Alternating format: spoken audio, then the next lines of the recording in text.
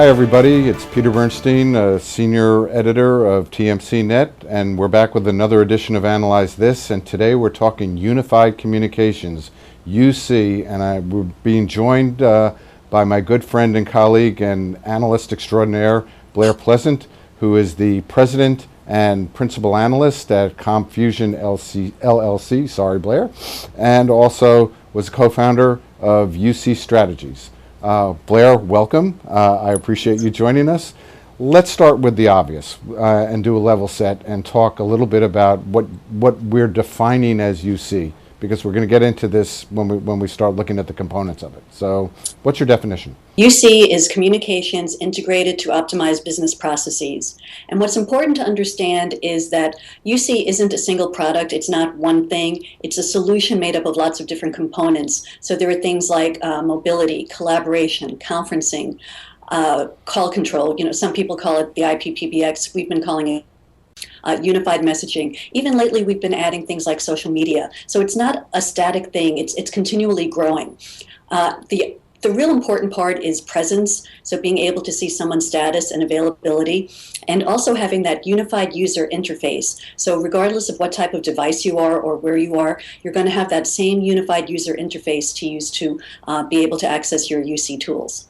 The marketplace seems to finally be taking off. Can you explain that?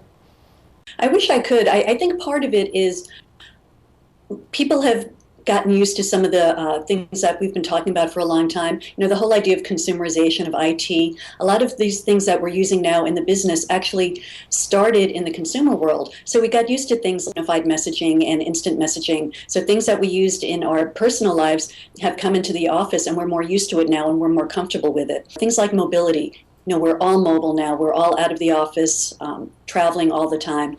So having the mobile capabilities that workers need has really increased the need for unified communications. And also the need for collaboration. Again, we're all dispersed. People work in different locations, different geographies. So the need to be able to collaborate with colleagues, co-workers, partners, customers, suppliers, regardless of location, those things have really driven the need for UC. So I think it's been easier for companies to rationalize it and to recognize why they need to deploy these capabilities. You guys at UC Strategies have done some really groundbreaking work that I'd like to share with our viewers about the different parts of UC, and I was wondering if you could walk us through the two different versions that you see and what the value props are for them. Sure. So we came up with two different types of unified communications. So the first is UCU, or UC user, and that focuses on the individual user, the individual worker. So that looks at things like presence, IM, unified messaging, some basic mobility capabilities, things to help the worker be more productive and efficient at doing their job. So things like click to call, being able to look at your buddy list and see who's available and simply just click on them, on their name, and be able to initiate a phone call or even a conference call or a video call or a collaboration session. So those are great for helping the individual worker be more productive. The other type of UC is UCB, or UC business process. And this is where we talk about things like what people call CEBP, or communication-enabled business processes, where you're tying in or integrating the UC capabilities into the business processes that people are using in their jobs. So that could be CRM or ERP. It could be something like an inventory shortage application, an R&D type of application. So tying in those UC capabilities. So from within that application, you can see who's available, click to connect with an expert, initiate a conference call or web sharing. So you're doing that from within the business process or application that you're using to do your job. So it makes it much more efficient, and it makes people more productive. And we also found that the ROI that comes from these two different types is vastly different. So it's really hard to justify unified communications based on UCU. You know, people talk about, you know, being able to save 20 minutes or an hour. You know, that's fine, but that's not really where the value comes from. The real ROI comes from integrating in with the business processes. And my colleague Marty Parker and Don Van Doren, they actually analyzed a lot of customers and case studies that they were working with, and they found that the difference between UCU and UCB is tremendous. So you can save, a few $1,000s a year or a month by using UCU. But when you're using UCB and integrating it in business processes, you can save, hundreds of thousands of dollars and also make a lot more money. You can get products out to market faster. You can reduce the sales cycle a lot faster. You can cut down on quality defects. If you have Unified Communications tied into a quality assurance type of application, you can cut down on the defects and fix things a lot faster. So the ROI is much more definitive when we talk about UCB. There's this big bang for the buck for going to UCB. What would you recommend to them as they go to sell their management on why this is a great idea? Well, the first thing is to understand your business processes and what you're trying to accomplish and what the challenges are. So you need to define where you want to deploy unified communications. It's not something that you're just going to do across the board initially.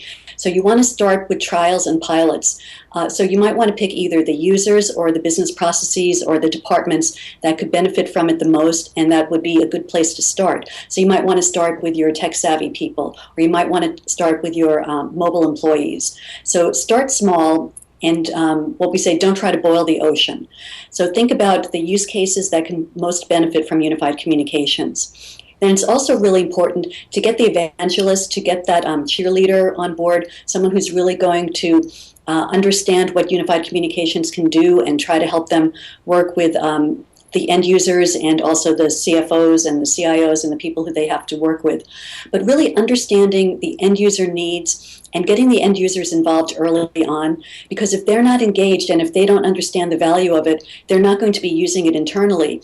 And even though I talked about the ROI of UCB being a lot more easy to define, for some companies, I recommend starting with UCU, starting with some of the basic capabilities like presence, click to connect, and IM. Let people get used to unified communications. Let them feel comfortable with it, start seeing how they can use it, what benefits they're getting from it. And then after that, then you can start integrating it and deploying it with the business processes. This is about buy-in, and it's not just the end users, it's also the executives. I think that the time is ripe. I hope you agree we are at a tipping point and doing nothing is no longer an alternative. The market numbers show a strong growth, and we had a little bit of a downturn for a couple of years, but I think for the next few years we're definitely going to see significant growth and a lot more activity going on in the unified communications and collaboration market. Time is now to start looking at UC and actually start implementing it. The value is there. And for Blair Pleasance, my guest, I want to thank her once again, and we will see you on the internet the next time we do Analyze This.